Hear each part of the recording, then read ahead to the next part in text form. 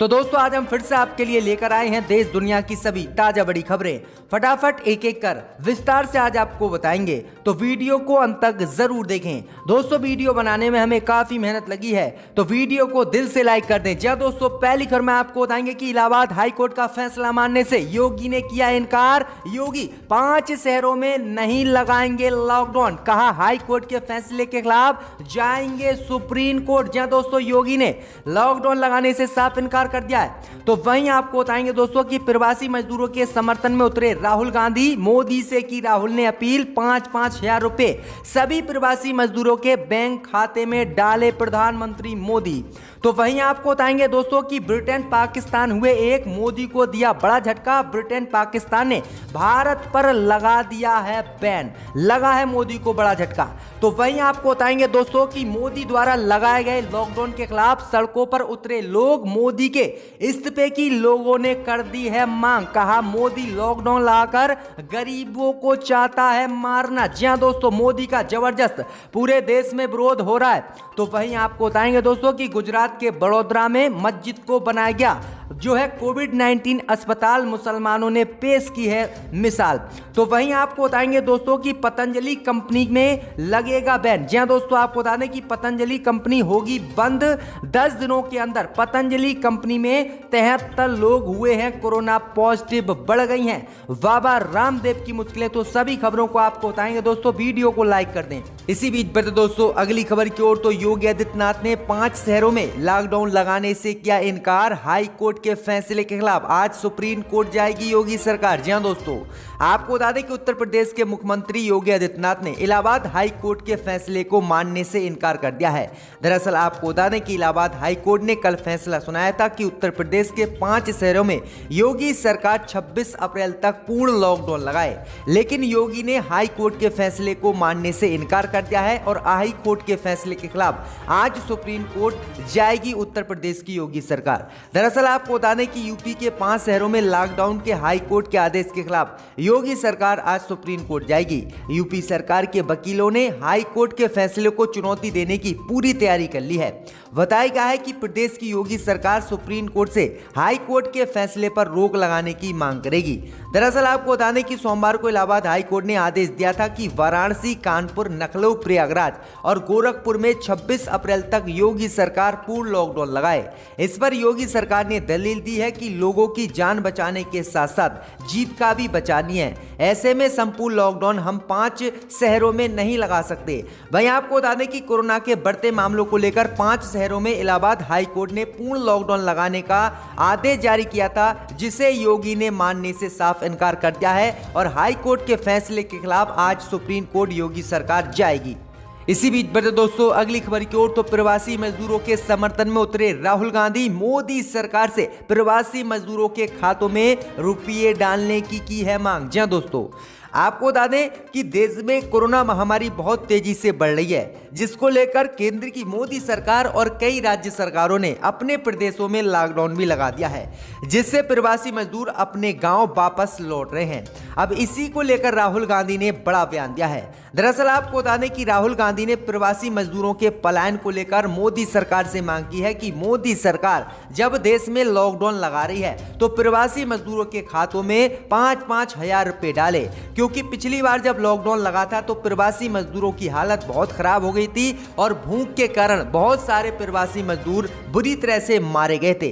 वहीं आपको बता दें कि एक बार फिर से देश में कोरोना महामारी तेजी से बढ़ रही है और केंद्र की मोदी सरकार के साथ साथ कई राज्य सरकारें भी लॉकडाउन लगा रही हैं और इसी को लेकर राहुल गांधी ने कहा है कि मोदी सरकार जब देश में लॉकडाउन दोबारा से लगा रही है तो प्रवासी मजदूर जो पलायन कर रहे हैं अपने गांव के लिए, उनके बैंक खातों में मोदी सरकार 5-5 हजार रुपए डाले, जिससे कि वह अपने खाने पीने की व्यवस्था कर लें। देखते हैं योगी सरकार इस पर क्या जवाब देती है। इसी बीच बढ़ते दोस्तों अगली खबर की ओर। तो लॉकडाउन के खिलाफ प्रधानमंत्री मोदी का पूरे देश में जबरदस्त विरोध। देश की जनता ने मोदी से मांगा है लॉकडाउन को लेकर इस्तीफा, बढ़ गई है भाजपा की मुश्किलें। जी हां दोस्तों, आपको बता दें कि देश में कोरोना से लगातार बिगड़ते हालात के बीच लोगों ने प्रधानमंत्री मोदी के खिलाफ ट्विटर पर जमकर विरोध जताया है।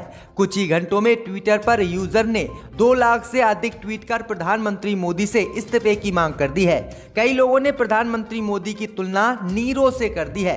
दरअसल आपको बता दें कि प्रधानमंत्री मोदी जल्दी पूरे देश में लॉकडाउन लगाने की कवायद में जुटे हुए हैं और जल्द ही पूरे देश में फिर से पूर्ण लॉकडाउन लग सकता है। वहीं आपको बता दें कि लॉकडाउन के विरोध में देश की जनता उतर आई है और देश की जनता ने प्रधानमंत्री मोदी का इस्तीफा मांगा है और देश की जनता ने कहा है कि प्रधानमंत्री मोदी से देश नहीं संभल रहा है, ना ही उनसे कोरोना रुक रहा है, इसलिए प्रधानमंत्री मोदी प्रधानमंत्री पद से इस्तीफा दें और कोई और देश को संभाले जिससे कि गरीब लोगों की जान बच सके। दरअसल आपको बता दें कि दिल्ली सहित कई राज्यों से प्रवासी मजदूर लगातार पलायन कर रहे हैं और उनकी परेशानी को देखते हुए अब प्रधानमंत्री मोदी के इस्तीफे की देश से मांग उठ गई है। भाजपा की मुश्किलें बढ़ गई हैं, प्रधानमंत्री मोदी इस्तीफा दे सकते हैं।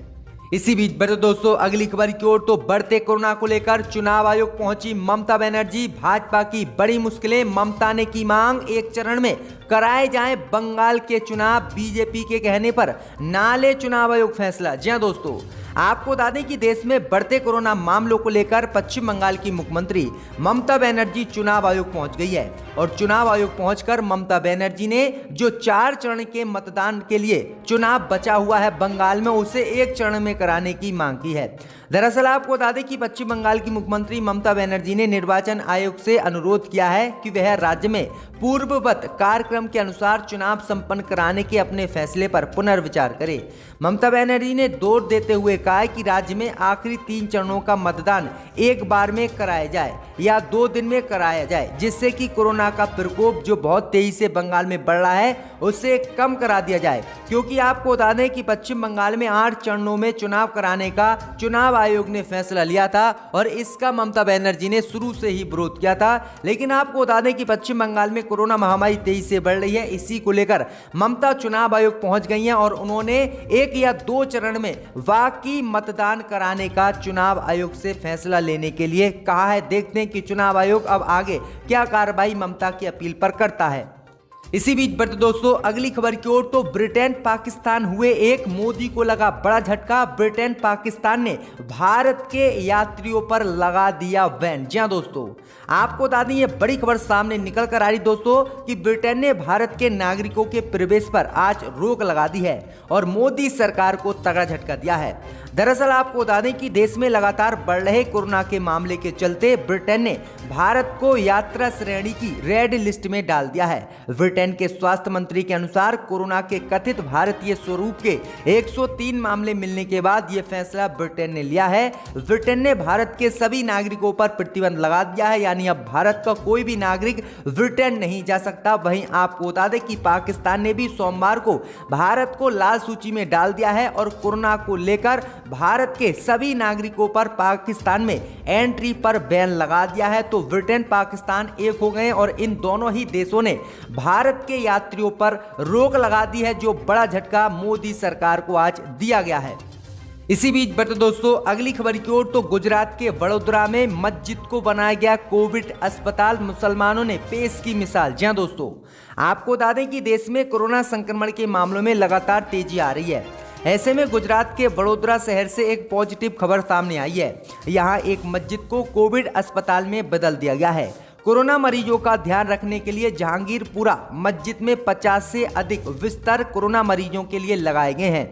जिन मरीजों को अस्पताल में जगह नहीं मिल पाई है उनका यहां इलाज किया जा रहा है। जहांगीरपुरा मस्जिद के ट्रस्टी ने बताया है कि शहर के अस्पतालों में बेड और ऑक्सीजन की कमी को देखते हुए हमने ये फैसला लिया है, यानी मस्जिद को जो है कोविड अस्पताल में बदल दिया गया है। तो ये बड़ी अपडेट गुजरात से आ रही है। इसी बीच बढ़ते दोस्तों अगली खबर की ओर, तो बाबा रामदेव को लगा बड़ा झटका, पतंजलि कंपनी होगी बंद। पतंजलि कंपनी में 10 दिन के अंदर 100 लोग हुए कोरोना संक्रमित, बढ़ गई हैं बाबा रामदेव की मुश्किलें। जी हां दोस्तों, आपको बता दें ये बड़ी खबर सामने निकल कर आई दोस्तों कि देश में कोरोना महामारी बहुत तेजी से बढ़ रही है। इस बीच बाबा रामदेव की पतंजलि कंपनी पर भी कोरोना की मार पड़ गई है और कभी भी बाबा रामदेव की पतंजलि कंपनी बंद हो सकती है। दरअसल आपको बता दें कि पतंजलि कंपनी में 10 दिनों में 73 लोग कोरोना से संक्रमित पाए गए हैं। पतंजलि के विभिन्न प्रकल्पों में अब तक 73 लोग संक्रमित हुए हैं। सोमवार को यहां पर 5 नए मामले सामने आए हैं, जिसके बाद अब उत्तराखंड की सरकार जल्दी पतंजलि कंपनी को सील कर सकती है, क्योंकि 73 लोग पतंजलि कंपनी में कोरोना पॉजिटिव पाए गए हैं और रोज 4-5 लोग कोरोना पॉजिटिव पाए जा रहे हैं। तो ये बड़ी अपडेट आई दोस्तों कि पतंजलि कंपनी बंद होगी और बाबा रामदेव को बड़ा झटका अब लगने वाला है। इसी बीच बढ़ते दोस्तों अगली खबर की ओर, तो तेलंगाना हाई कोर्ट ने सरकार को लॉकडाउन लगाने के लिए दिया 48 घंटे का अल्टीमेट। बढ़ गई हैं राज्य सरकारों की मुश्किलें। जी दोस्तों, आपको बता दें कि देश के अन्य राज्यों के साथ तेलंगाना में भी तेजी से कोरोना पॉजिटिव मामले बढ़ रहे हैं, लेकिन प्रदेश सरकार लॉकडाउन नहीं लगा रही है।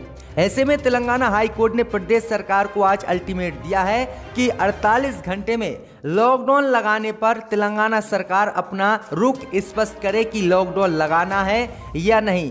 दरअसल आपको बता दें कि पूर्ण लॉकडाउन लगाने का हाई कोर्ट ने फैसला सुनाया था। अब देखते हैं कि तेलंगाना में पूर्ण लॉकडाउन लगेगा या नहीं। तो ये बड़ी अपडेट आ रही कि देश के कई राज्यों में जल्द ही पूर्ण लॉकडाउन लग सकता है। इसी बीच बढ़ते दोस्तों अगली खबर की ओर, तो कोविड मरीजों को एडमिट करने का नियम बदले योगी सरकार। प्रियंका गांधी ने की है यूपी में अपील। जी दोस्तों, आपको बता दें कि कांग्रेस महासचिव प्रियंका गांधी ने यूपी के मुख्यमंत्री को पत्र लिखकर कोविड मरीजों को अस्पताल में दाखिले के लिए सीएमओ की अनुमति की आवश्यकता खत्म करने की मांग की है।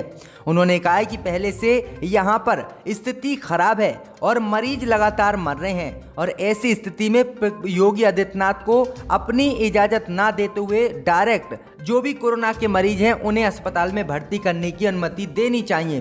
दरअसल आपको बता दें कि उत्तर प्रदेश में जो कोई भी कोरोना पॉजिटिव पाया जाता है, पहले उसे अस्पताल में भर्ती करने से पहले योगी सरकार की अनुमति लेनी पड़ती है, जिसके बाद ही उसे अस्पताल में एडमिट किया जाता है। लेकिन प्रियंका गांधी ने अब मांग की है कि योगी सरकार की बिना अनुमति के ही कोरोना मरीजों को अस्पतालों में एडमिट किया जाए और योगी सरकार अपने नियम बदले। इसी बीच बढ़ते दोस्तों अगली खबर की ओर, तो कांग्रेस नेता पी चिदम्बरम ने गुजरात की भाजपा सरकार की खोली पोल। कहा कोरोना से होने वाली मौतों का आंकड़ा छिपा रही है भाजपा सरकार। जी दोस्तों, आपको बता दें कि कांग्रेस के वरिष्ठ नेता और पूर्व वित्त मंत्री पी चिदम्बरम ने गुजरात की भाजपा सरकार पर राज्य में कोरोना से होने वाली मौतों की गलत जानकारी देने का आरोप लगाया है। दरअसल आपको बता दें कि पी चिदम्बरम ने ट्वीट कर कहा है कि शुक्रवार को गुजरात सरकार ने आधिकारिक तौर पर 78 कोरोना संक्रमित मरीजों की मौत की पुष्टि की थी, लेकिन द हिंदू ने बताया है कि अकेले 7 शहरों में 17 अप्रैल के ही दिन कोरोना प्रोटोकॉल का पालन करते हुए 689 शवों का दाह संस्कार किया गया था। चिदम्बरम ने कहा है कि गुजरात मॉडल फेल होता दिख रहा है और गुजरात सरकार कोरोना को नहीं रोक पा रही है, इसलिए जो मौतें हो रही हैं गुजरात में उसका आंकड़ा छिपा रही है। तो ये गंभीर आरोप जो है पी चिदम्बरम ने गुजरात की भाजपा सरकार पर आज लगाए हैं। इसी बीच बढ़ते दोस्तों अगली खबर की ओर, तो दिल्ली में लॉकडाउन लगने के बाद दिखा मजदूरों का पलायन। ठसाठस भरी बसों पर लटक कर वापस जा रहे हैं प्रवासी मजदूर। जी दोस्तों, आपको बता दें कि कोरोना के बढ़ते मामलों को देखते हुए दिल्ली सरकार ने प्रदेश में सोमवार से लॉकडाउन का ऐलान कर दिया है। सोमवार रात 10 बजे से 26 अप्रैल सुबह 5 बजे तक ये लॉकडाउन दिल्ली में लागू रहेगा। सीएम अरविंद केजरीवाल के ये ऐलान करने के बाद से ही राजधानी में रहने वाले प्रवासी मजदूरों में खलबली मच गई। लोग लॉकडाउन लागू होने से पहले ही अपने घर वापस जाने के लिए बस अड्डों पर जमा होने लगे। किसी को जगह मिली तो कोई बसों पर लटक कर अपने घर वापस गया। प्रवासी मजदूरों की ये भीड़ पिछले साल के पलायन की यादें ताजा करने लगी है, जब दिल्ली मुंबई से मजदूर पैदल ही घर वापस जाने लगे थे।